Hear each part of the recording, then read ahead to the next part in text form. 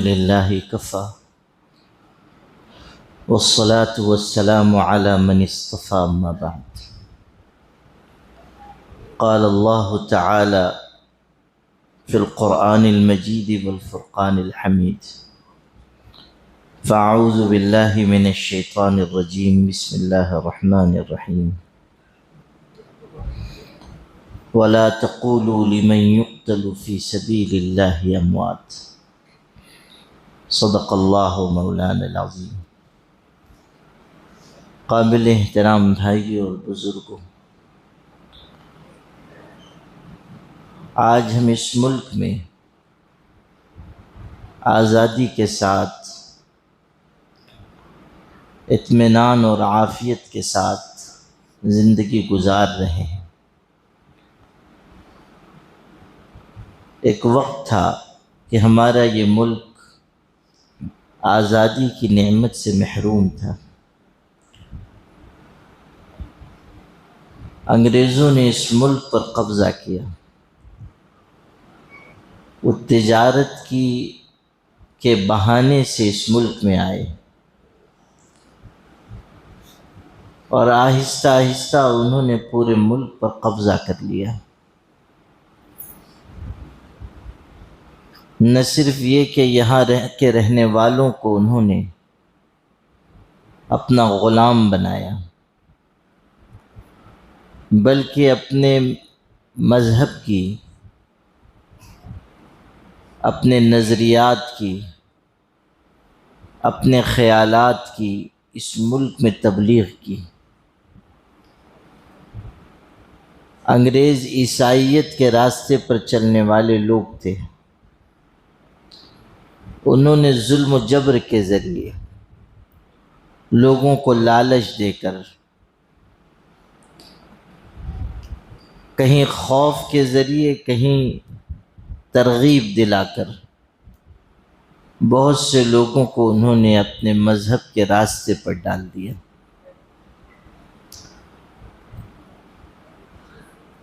ایک بہت لمبی تاریخ ہے کہ انگریزوں نے کیسے کیسے مظالم اس ملک میں رہنے والوں پر ڈھائے، کیسا بدترین ظلم یہاں کے رہنے والوں پر انہوں نے کیا.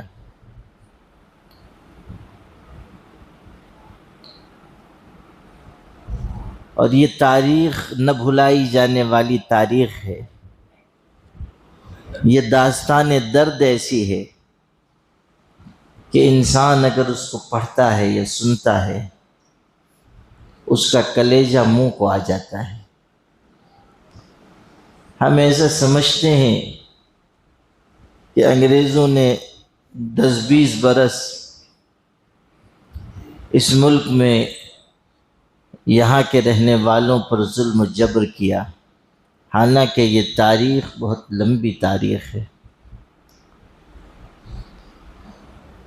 پھر اللہ تعالیٰ نے اس ملک کے لوگوں کو انگریزوں کے خلاف بغاوت کرنے کی، ان کا مقابلہ کرنے کی توفیق عطا فرمائی.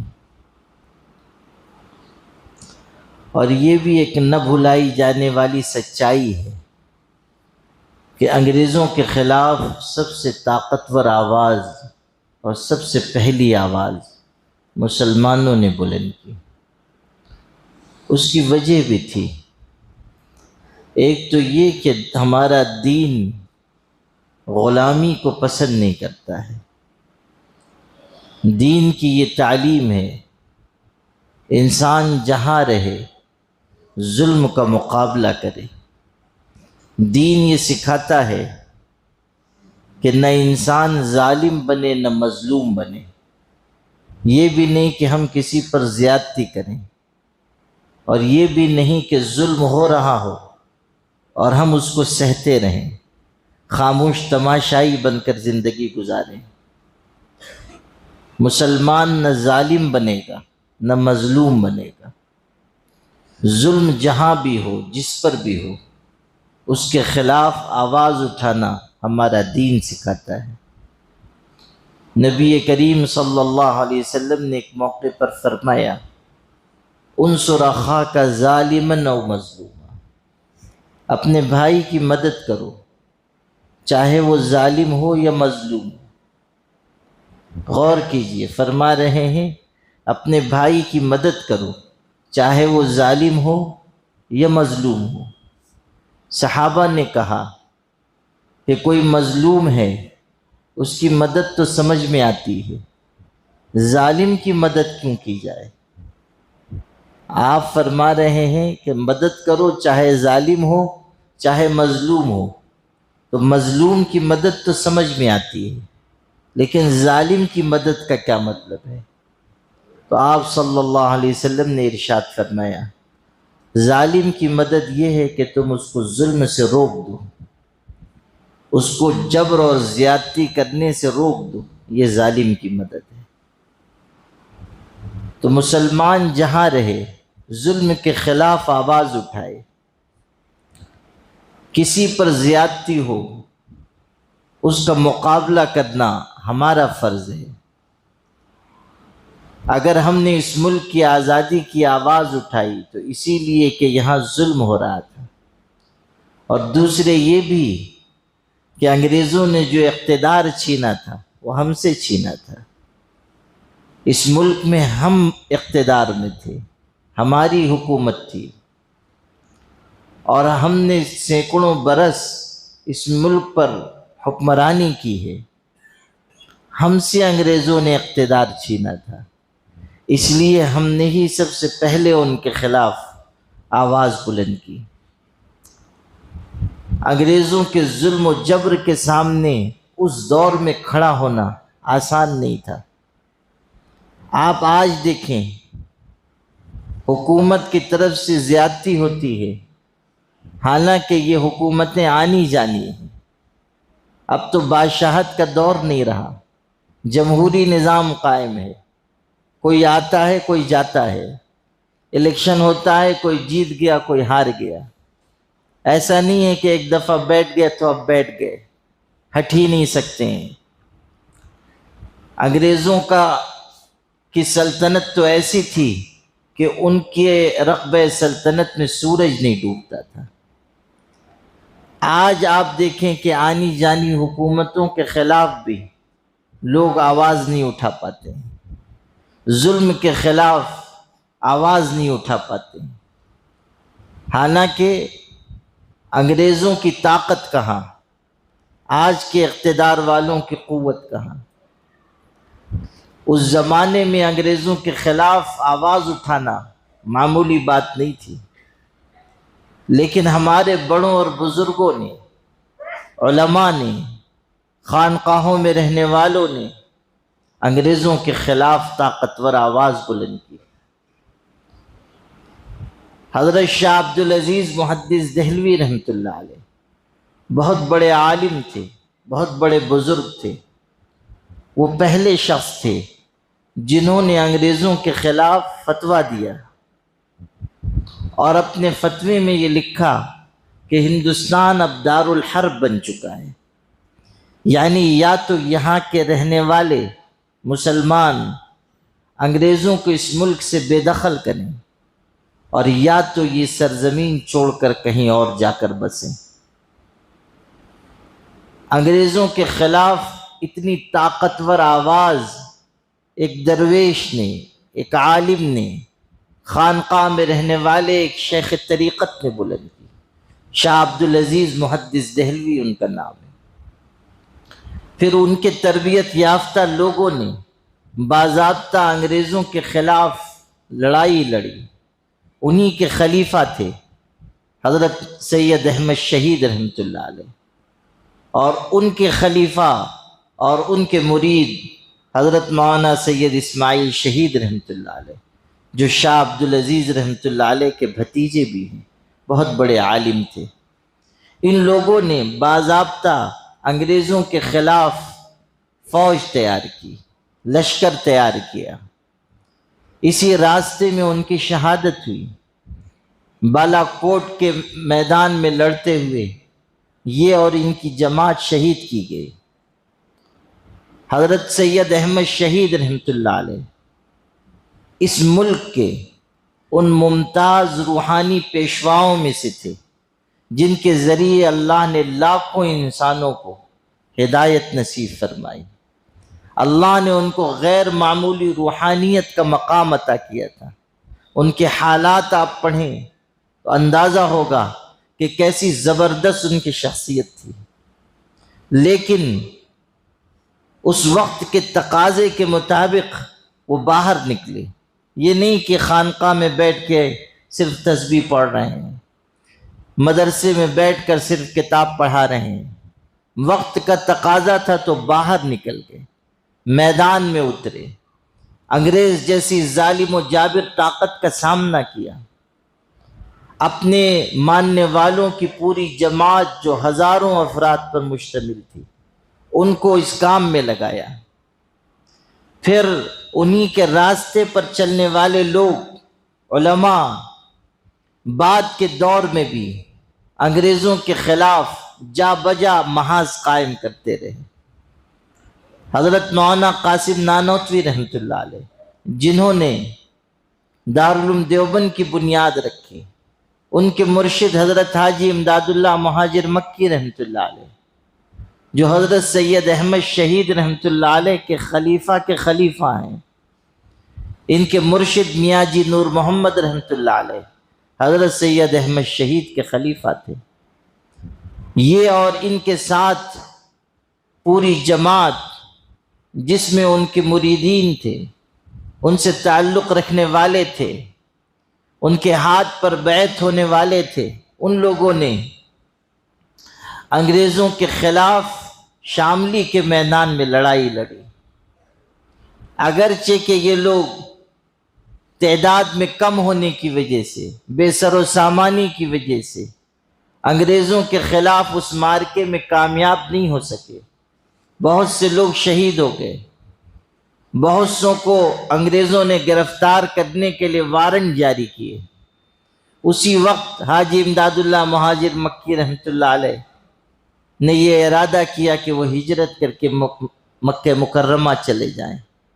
اس ملک کو چھوڑ کر وہ چلے گئے، مکہ مکرمہ جا کر آباد ہوئے۔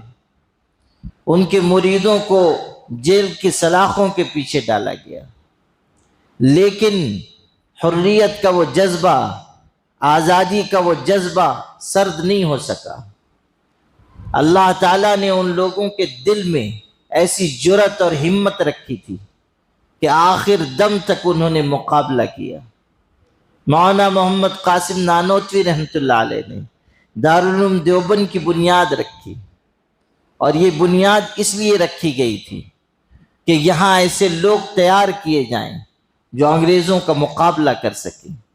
چنانچہ اسی دارالعلوم دیوبند کے پہلے شاگرد مولانا محمود حسن دیوبندی رحمۃ اللہ علیہ انگریزوں کے خلاف اس طرح لڑتے رہے کہ خود انگریزوں نے اس بات کا اعتراف کیا کہ یہ شخص انگریزوں سے ایسی نفرت کرنے والا ہے کہ اگر اس کو مار کر جلا دیا جائے اور اس کی خاک، اس کی راکھ ہوا میں بکھیر دی جائے، تب بھی اس میں سے انگریز دشمنی کی بو آئے گی۔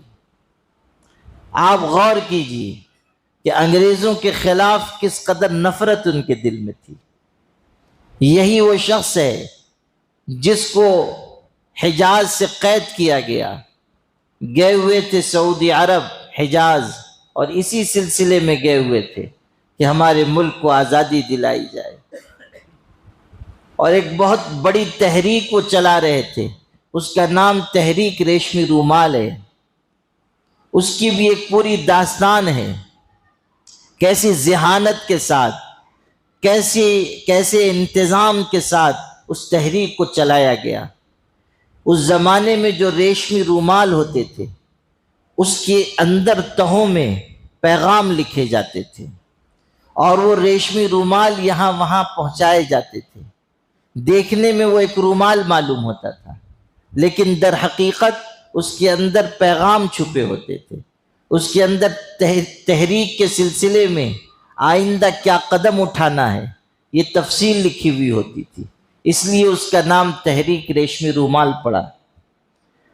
یہ پوری تحریک علماء کرام نے چلائی، اس کے بانی حضرت شیخ الہند مولانا محمود حسن دیوبندی رحمۃ اللہ علیہ تھے۔ اسی تحریک کے نتیجے میں آزاد ہند کی پہلی جلا وطن حکومت افغانستان میں قائم ہوئی۔ مولانا عبید اللہ سندھی جو انہی کے شاگرد تھے، وہ اس کے پہلے وزیر داخلہ بنے۔ اس آزاد ہند حکومت کے صدر یا وزیر اعظم راجہ مہندر پرتاپ تھے۔ مولانا عبید اللہ سندھی رحمۃ اللہ علیہ وزیر داخلہ تھے۔ یہ جلا وطن آزاد ہند حکومت قائم کی گئی۔ کس کس نوعیت کی کوششیں ہمارے بزرگوں نے کی۔ یہی مولانا محمود حسن دیوبندی ہیں کہ جب ان کو مالٹا میں قید کیا گیا، گرفتار کر کے یہاں سے لے جائے گئے، لگ بھگ 4 سال تک قید میں رہے۔ انگریزوں نے اس بڑھاپے کے عالم میں، آخری زمانہ تھا ان کی زندگی کا، وہاں سے جو رہا ہو کر آئے تو چند مہینوں کے بعد ان کا انتقال ہو گیا۔ تو آخری عمر ہے، وہاں انگریزوں نے ان کو اس قدر تکلیف دی کہ جب ان کا انتقال ہوا اور غسل دینے کے لیے ان کا کپڑا ہٹایا گیا تو معلوم ہوا کہ ان کی پیٹھ پر گوشت نام کی کوئی چیز باقی نہیں ہے۔ انگریزوں نے گرم شعلوں سے ان کی پیٹھ کو جلا دیا تھا، چاہتے تھے کہ تحریک ریشمی رومال کا پردہ وہ فاش کر دیں، بتا دیں کہ کون کون لوگ اس میں شامل ہیں، لیکن آخر وقت تک انہوں نے اپنے ساتھیوں کے ساتھ بے وفائی نہیں کی۔ ایسا نہیں ہے کہ آزادی ہم کو تشت میں سجا کر مل گئی ہے۔ آزادی کی تاریخ روشنائی کے ذریعے کاغذ پر نہیں لکھی گئی، آزادی کی تاریخ مجاہدین آزادی کے گرم خون کے ذریعے لکھی گئی، ہزاروں یتیموں اور بیواؤں کے آنسوؤں کے ذریعے لکھی گئی۔ آج اگر ہم آزاد ملک میں سانس لے رہے ہیں تو ہماری ہر سانس کے پیچھے ہزاروں مجاہدین آزادی کی جفا کشی، ان کی قربانی، ان کی محنت، ان کی جد و جہد اور ان کے گرم آنسو کے قطرے ہیں۔ یہ آزادی کی نعمت بیٹھے بٹھائے میسر نہیں آئی ہے۔ آج لوگ کہتے ہیں 1857 میں پہلی جنگ آزادی لڑی گئی، جھوٹ بولا جاتا ہے۔ آزادی کی لڑائی ہمارے بزرگوں نے اس سے بھی 100-125 سال پہلے شروع کی۔ 1757 اور اس سے پہلے ملک کی آزادی کے لیے علماء نے آواز بلند کی۔ 1857 اس لیے کہا جانے لگا، مسلمان بھی کہنے لگے کہ پہلی جنگ آزادی 1857 میں لڑی گئی۔ یہ اس لیے کہا جانے لگا تاکہ ہماری ان قربانیوں پر پردہ ڈالا جائے جہاں مسلمان تنہا آزادی کی لڑائی لڑ رہے تھے، کوئی دوسری قوم ان کے ساتھ شامل نہیں تھی، کوئی ہمت نہیں کر رہا تھا، انگریزوں کے خلاف آواز اٹھانے کی جرت کسی کے اندر نہیں تھی۔ یہ ہمارا کلیجہ تھا کہ ہم نے انگریزوں کو للکارا۔ یہ ہمارے علماء تھے جنہوں نے آزادی کا اعلان اس ملک میں کیا۔ مکمل آزادی کی تجویز مولانا حسرت موہانی نے پیش کی تھی۔ کانگریس جس نے آزادی کی جد و جہد میں حصہ لیا، اس کو بھی اس وقت یہ ہمت نہیں تھی کہ وہ مکمل آزادی کی تجویز پیش کرے۔ مولانا حسرت موہانی نے 1921 میں تجویز پیش کی کہ ملک کو مکمل آزادی دی جائے۔ برسوں برس وہ جیل میں رہے۔ مولانا ابوالکلام آزاد 10 برس سے زیادہ جیل میں رہے۔ عطا اللہ شاہ بخاری ہندوستان کے بلکہ بر صغیر کے سب سے بڑے خطیب تھے، لگ بھگ 12 برس تک جیل میں رہے۔ محمد علی جوہر نے جیل کاٹی۔ اس سے پہلے کالا پانی کی سزا ہمارے علماء نے جھیلی۔ علامہ فضل حق خیر آبادی، انہوں نے بھی یہ فتویٰ دیا تھا کہ انگریزوں کے خلاف لڑائی لڑی جائے، اس فتوے کی وجہ سے گرفتار کیے گئے۔ انگریز جج نے ان سے کہا کہ اگر آپ ایک بات کہہ دیں کہ یہ میرا فتویٰ نہیں ہے، یا یہ کہہ دیں کہ میں نے دباؤ میں یہ فتویٰ لکھا، ہم آپ کو چھوڑ دیں گے۔ لیکن اس مرد مجاہد نے کہا کہ میں مر جانا پسند کروں گا، اپنی بات سے نہیں پھروں گا، یہ فتویٰ میرا ہے، میں نے یہ فتویٰ لکھا ہے، کل بھی یہ بات کہتا تھا اور آج بھی کہتا ہوں کہ تم ظالم غاصب لوگ ہو، تم کو ملک سے نکالنا ہمارا فرض منصبی ہے۔ اس پر ان کو قید کر دیا گیا، کالا پانی کی سزا دی گئی، جزیرہ انڈمان میں ان کو بھیج دیا گیا، وہاں ان کو نہایت سخت دشواری اور پریشانی کے مرحلے سے گزارا گیا۔ کولو جو چلایا جاتا ہے، جس سے تیل اس زمانے میں نکالا جاتا تھا، آج بھی گاؤں دیہات میں نکالا جاتا ہے، اس میں ان کو بیل کی جگہ جوتا گیا، بیل کی جگہ ان کو کھڑا کیا گیا، کس کس طرح کی مشقت ان سے لی گئی۔ اسی جیل میں رہتے ہوئے انہوں نے کوئلے کے ذریعے کپڑے کے اوپر کتاب لکھی اور الثورۃ الہندیہ کے نام سے ہندوستان کی آزادی کی، انقلاب کی ایک داستان لکھی۔ پوری کتاب انہوں نے جیل میں رہتے ہوئے الثورۃ الہندیہ کے نام سے لکھی، اور کاغذ قلم میسر نہیں تھا، کوئلے سے لکھتے تھے۔ آپ غور کیجئے کہ ہمارے علماء نے کہاں کہاں کس کس طرح کی خدمت انجام دی۔ علماء صادق پور کی قربانیاں ہیں۔ کالا پانی میں سینکڑوں لوگوں کو قید کیا گیا، وہیں مولانا جعفر تھانیسری اور ان کے ساتھی تھے، ان کی تو کتاب موجود ہے، اس میں انہوں نے حالات لکھے ہیں۔ مولانا جعفر تھانیسری اور ان کے ساتھیوں کو انگریز جج نے پھانسی کی سزا سنائی کہ تم سب باغی لوگ ہو، تم کو پھانسی پہ لٹکا دیا جائے گا۔ یہ سن کر مولانا جعفر اور ان کے ساتھی خوش ہونے لگے، ایک دوسرے کو مبارکباد دینے لگے۔ تو لوگ اس انگریز کو، اس کے سپاہیوں کو، پولیس کے لوگوں کو حیرت ہوئی، کہنے لگے کہ تم لوگ پھانسی کی سزا سن کر ہنس رہے ہو، مسکرا رہے ہو، یہ کیا بات ہے؟ تو ان لوگوں نے کہا کہ ہماری بہت دنوں کی تمنا تھی کہ ہم کو اس راستے میں شہادت کی موت ملے، ہم اپنے وطن کی آزادی کے لیے قربان ہو جائیں، راہ خدا میں ہم جان دے دیں۔ آج یہ مقام ہم کو ملا ہے، ہم کو خوشی ہو رہی ہے، اس لیے ہم ایک دوسرے کو مبارکباد دے رہے ہیں۔ آپ اندازہ کیجئے، موت کی خبر سن کر، پھانسی کی سزا کی خبر سن کر ہنس رہے ہیں، مسکرا رہے ہیں، ایک دوسرے کو مبارکباد دے رہے ہیں کہ منزل قریب آ گئی ہے، راہ خدا میں جان دینے کا وقت قریب آ گیا ہے۔ یہ ان کا جذبہ تھا۔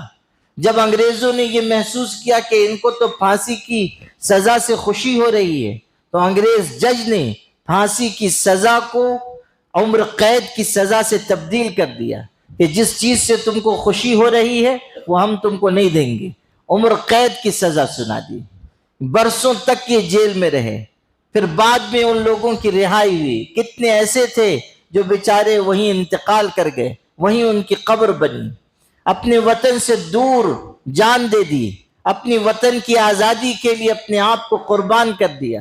آپ یاد کر لیجئے، مولانا محمد علی جوہر اسی ملک کے رہنے والے ہیں، اسی ملک میں پلے بڑھے، ایسی انگریزی لکھتے تھے کہ انگریز بھی اشش کر اٹھتے تھے، ایسے زبردست خطیب تھے کہ بولتے تھے تو ہزاروں لوگ سر دھنتے تھے، لیکن اسی ملک کی آزادی کے لیے انہوں نے دیار غیر میں جان دی۔ یہاں سے گئے، لندن گئے، گول میز کانفرنس میں حصہ لیا، وہاں انگریزوں سے کہا یا تو میرے ملک کو آزادی دو یا اپنے وطن میں، اپنے ملک میں میرے دفن ہونے کے لیے 2 گز زمین دو، میں غلام ملک میں واپس نہیں جانا چاہتا ہوں۔ آپ ان کے جذبے کی شدت کا اندازہ کیجیے، کہتے ہیں یا تو آزادی دو اور یا تو اپنے ملک میں دفن ہونے کے لیے 2 گز زمین دو۔ ایسے ہی ہوا، وہیں ان کا انتقال ہوا۔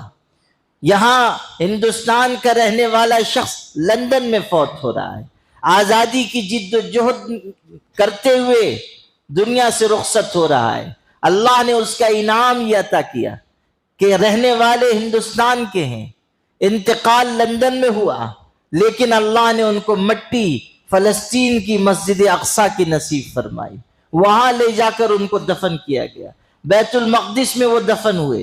اسی لیے اقبال نے ان کے بارے میں فارسی میں شعر کہا تھا جس کا مفہوم یہ ہے کہ محمد علی جوہر کی قسمت دیکھو کہ آخرت کا سفر انہوں نے اس راستے سے کیا ہے جس راستے سے حضور نے معراج کا سفر فرمایا تھا۔ بیت المقدس میں جا کر تدفین ہوئی، وہاں کی مٹی ان کو نصیب ہوئی۔ ایک دو عالم نہیں ہیں، ایک دو مجاہد آزادی نہیں ہیں، ایک دو قربانی دینے والے لوگ نہیں ہیں، 1000 2000 نہیں ہیں۔ کتنے لوگ تھے جن کے نام بھی ہم نہیں جانتے ہیں، جن کے حالات ہم نہیں جانتے ہیں، جو گمنامی کی زندگی گزارتے رہے اور وطن پر فدا ہو کر رخصت ہو گئے۔ ہزاروں لاکھوں لوگوں نے اس ملک کو آزاد کرانے کے لیے اپنا خون دیا ہے۔ ہمارے باپ دادا نے غلامی کی زنجیروں کو اپنے اوپر سے کاٹ کر پھینک دیا، لیکن افسوس کہ آج اسی ملک کے لوگوں نے عصبیت کی زنجیر، فرقواریت کی زنجیر، اس ملک کے لوگوں نے انتقام کی زنجیر، ظلم و جبر کی زنجیر پھر سے اپنے ہاتھوں سے اپنے جسم پر پہن لی ہے۔ ہمارا ملک آزاد ہے، لیکن اس آزادی کو اس فرقہ واریت کے ذریعے، اس تعصب کے ذریعے، اس فسطائیت اور ظلم و جبر کے ذریعے آج داغدار کیا جا رہا ہے، جس کے مناظر آپ کو جا بجا نظر آئیں گے۔ آپ دیکھیں کہ اس ملک کے لوگ کس راستے پر جا رہے ہیں۔ نفرت بڑھائی جا رہی ہے، ایک خاص مذہب کے خلاف فضا بنائی جا رہی ہے۔ وہ لوگ جن کے باپ دادا کل تک انگریزوں کے جیل کے ڈر سے معافی نامے داخل کرتے تھے، آج وہ لوگ پوچھتے ہیں کہ مسلمان اس ملک سے محبت کرتے ہیں یا نہیں کرتے ہیں۔ وہ مدارس کے کردار پر انگلی اٹھاتے ہیں، وہی مدارس جنہوں نے ملک کی آزادی میں حصہ لیا، آج خار کی طرح، کانٹے کی طرح نگاہوں میں کھٹک رہے ہیں۔ غور کیجئے کہاں سے ہم چلے تھے اور کہاں پہنچ گئے، کہاں سے ہمارا سفر شروع ہوا تھا، آج ہم کہاں کھڑے ہوئے ہیں۔ ہمارے بڑوں اور بزرگوں کی قربانیاں دیکھیے، ان کی غیرت اور شجاعت دیکھیے، ان کی ہمت، جرأت اور بہادری دیکھیے، اور پھر اس آئینے میں اپنا جائزہ لیجیے۔ آج ہمیں اپنا احتساب کرنا ہوگا کہ جن کی ہم آل و اولاد ہیں، جن کے راستے پر ہم چلنے والے ہیں، کیا ہم نے ان کی جیسی شہامت اور شجاعت، ان کی جیسی جرأت اور بہادری اپنے اندر پیدا کی؟ آج اس ملک میں اس بات کی ضرورت ہے کہ ہم مضبوطی کے ساتھ، ہم جفاکشی کے ساتھ، جانفشانی کے ساتھ، اپنے دین کی آزادی کے ساتھ زندگی گزاریں۔ ہم حق کو حق کہیں، باطل کو باطل کہیں، سیاہ کو سیاہ کہیں، سفید کو سفید کہیں۔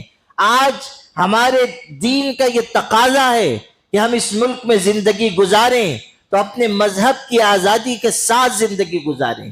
یہ نہ ہو کہ ہم مشرکانہ رسم و رواج میں شریک ہو جائیں، یہ نہ ہو کہ ہم طاقتوں اور قوتوں کے آگے سر جھکانے لگیں۔ آپ 5 وقت نماز پڑھتے ہیں، اپنی پیشانی خدا کے آگے رکھتے ہیں، سجدہ کرتے ہیں۔ یہ صرف ایک سجدہ نہیں ہے، یہ اس بات کا اقرار ہے کہ ہم صرف ایک اللہ کو مانتے ہیں، اور اس بات کا انکار ہے کہ ہم دنیا میں خدا کے علاوہ کسی اور معبود کو تسلیم کریں۔ یہ ایک سجدہ جو ہم کرتے ہیں 1000 سجدوں سے ہمیں نجات دیتا ہے۔ یہ ایک سجدہ جو ہم کرتے ہیں یہ اس بات کا اعلان ہے کہ مومن کی پیشانی خدا کے علاوہ کسی کے آگے جھک نہیں سکتی ہے۔ وَأَنَّ الْمَسَاجِدَ لِلَّهِ فَلَا تَدْعُوا مَعَ اللَّهِ أَحَدًا، مسجدیں اللہ کے لیے ہیں، سجدے اللہ کے لیے ہیں، اللہ کے علاوہ اور کسی کو پکارا نہیں جا سکتا۔ آج کہاں جا رہا ہے کہ وندے ماترم پڑھنا لازمی ہوگا۔ آپ غور کیجئے کہ وطن کی محبت کے نام پر ہم کو ایسے راستے پر لے جایا جا رہا ہے جو شرک کا راستہ ہے۔ ہم وطن سے محبت کرتے ہیں، وطن ہمارا محبوب ہے، لیکن وطن ہمارا معبود نہیں ہے۔ معبود صرف اللہ ہے، معبود صرف خدا کی ذات ہے، عبادت صرف اللہ کی جائے گی۔ وطن محبوب ہو سکتا ہے، وطن معبود نہیں ہو سکتا ہے۔ وطن کی محبت ہمیں سکھائی گئی ہے، وطن سے تعلق ہمیں سکھایا گیا ہے، اور ہم سے بڑھ کر وطن سے محبت کرنے والا اور وفا نبھانے والا اور کون ہوگا؟ میں نے آپ کو تاریخ سنائی، مختصر کر کے سنائی، آپ اسی سے اندازہ کر لیجئے کہ کون لوگ ہیں وطن سے وفا کا تعلق نبھانے والے۔ لیکن آج اگر ہم سے یہ کہا جائے کہ وطن کو معبود بنا لو، وطن کی عبادت کرنے لگ جاؤ، وطن کی مٹی کے آگے سر جھکانے لگ جاؤ، اس کو اپنا خدا ماننے لگ جاؤ، تو ہم اس کو تسلیم نہیں کر سکتے ہیں۔ ہمارا خدا، ہمارا معبود تنہا اللہ ہے، بس اللہ کے علاوہ کسی کو ہم معبود نہیں مان سکتے۔ وطن تو جانے دیجئے، ہم ہمارے پیغمبر حضرت محمد صلی اللہ علیہ وسلم کو بھی معبود نہیں مانتے ہیں، ہم ان کو بھی پیغمبر کہتے ہیں، رسول کہتے ہیں، نبیوں کا تاجدار کہتے ہیں۔ ہم اللہ کے علاوہ کسی کو معبود نہیں مانتے، اور خدا کے علاوہ اگر کوئی مومن کسی اور کو معبود ماننے لگ جائے وہ مومن نہیں ہو سکتا۔ شرک کے بارے میں قرآن میں کہا گیا انہ من یشرک باللہ فقد حرم اللہ علیہ الجنہ، جو شرک کرے گا جنت اس پر حرام ہے، دوزخ کی آگ اس کا ٹھکانہ ہے۔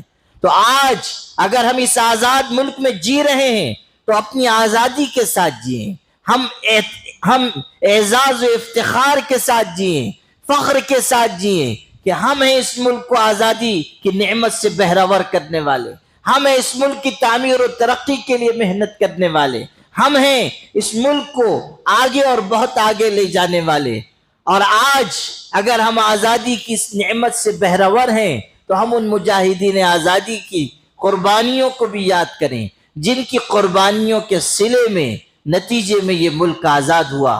اللہ پاک ان سب مجاہدین آزادی پر رحم نازل فرمائے۔ ہمارے علماء کرام اور ہمارے بزرگان دین جو اس راہ میں شہادت پا کر دنیا سے رخصت ہوئے، اللہ ان کے درجے بلند فرمائے، ان کی روحوں کو خوش فرمائے۔ وآخر دعوانا الحمدللہ رب العالمین۔